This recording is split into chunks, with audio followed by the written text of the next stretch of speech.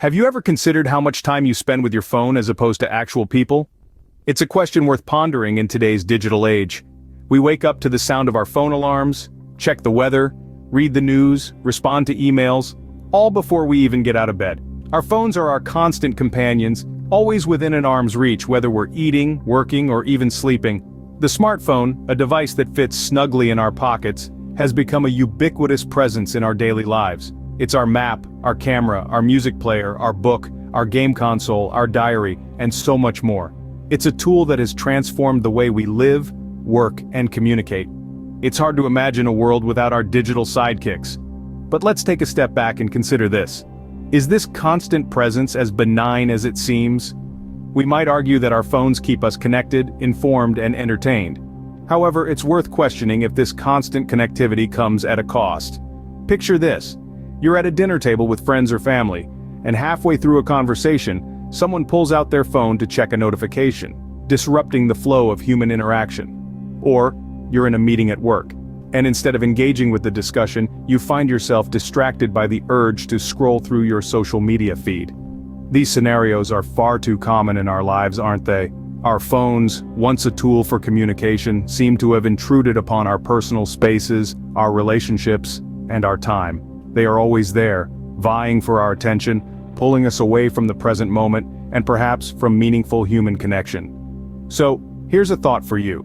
The next time you reach for your phone, whether it's to respond to a text, check your email, or scroll through social media, ask yourself this question: am I in control, or is my phone controlling me?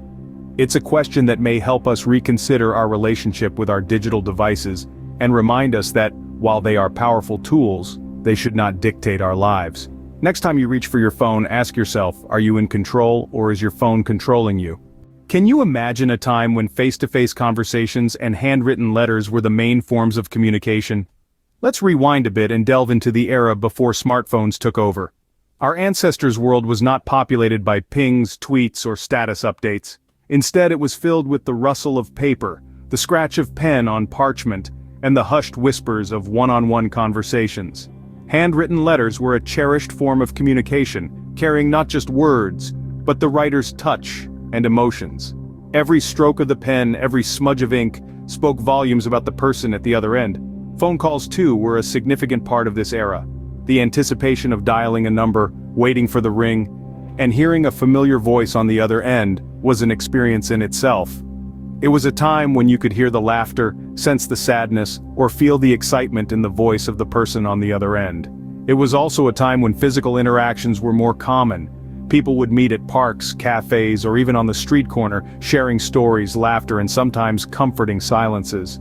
These interactions allowed for a deeper understanding of each other, creating bonds that were strong and relationships that were rich in emotional depth. The art of conversation was at its peak then. Without the distractions of constant notifications, people were more present in their interactions, listening carefully, responding thoughtfully, and expressing themselves more genuinely. It was a time when communication was not just about exchanging information, but about connecting on a human level, understanding and empathizing with each other. While these forms of communication may seem outdated in today's fast-paced world, they had their unique charm and depth. The personal touch of a handwritten letter, the emotional connection of a phone call, the intimacy of a face-to-face conversation, all these were hallmarks of an era when communication was more about quality than quantity. The question we need to ask ourselves now is, have we lost these deeper connections in our quest for constant connectivity? In the blink of an eye, our communication styles have been revolutionized by smartphones. It's hard to imagine a world without instant messaging, social media, and video calls. These little devices have shrunk the world into a pocket-sized portal, making it possible to connect with anyone, anywhere, at any time. The speed and ease of this communication are unparalleled. Need to send an urgent email while on the go? No problem. Want to video call your friend halfway across the world? Easy. Want to share a funny meme with your group chat? Done in a snap. However, while smartphones have made communication faster and more efficient, they've also changed the nature of our interactions. In many ways, our conversations have become more superficial. We use emojis instead of words, and we often choose to text rather than talk. Even when we're physically present with others, we're mentally elsewhere, distracted by the constant influx of notifications and updates. Moreover, the barrage of information we receive through our smartphones can be overwhelming. We're constantly bombarded with news, messages, emails, and social media updates. It's like standing in the middle of Times Square surrounded by a cacophony of noise. It's hard to focus on one conversation when your phone is constantly buzzing with notifications. Smartphones have also blurred the lines between our personal and professional lives. We're always reachable, always connected, always on. Our work emails follow us home and our social lives follow us to work. This constant connectivity can be exhausting and stressful, leaving us little time to relax and unwind. In short, smartphones have transformed communication in ways we're still grappling to understand. They've made our lives easier in many ways, but they've also created new challenges and difficulties. We're more connected than ever before, yet we often feel more isolated and alone. We have access to a world of information, but we struggle to focus on the here and now. While smartphones have certainly made communication more convenient, it's worth asking, at what cost? Isn't it ironic that in a world where we are more connected than ever, we often feel more isolated and alone? Today we delve into this paradox, a strange contradiction that defines our modernity.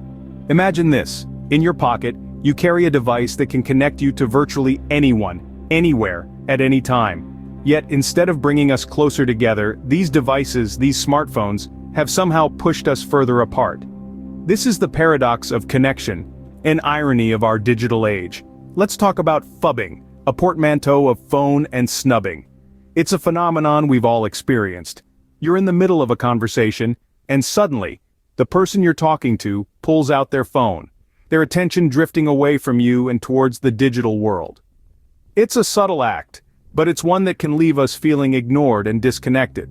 Now don't get me wrong, smartphones have revolutionized the way we communicate, breaking down geographical barriers and providing us with an abundance of information at our fingertips, but at what cost?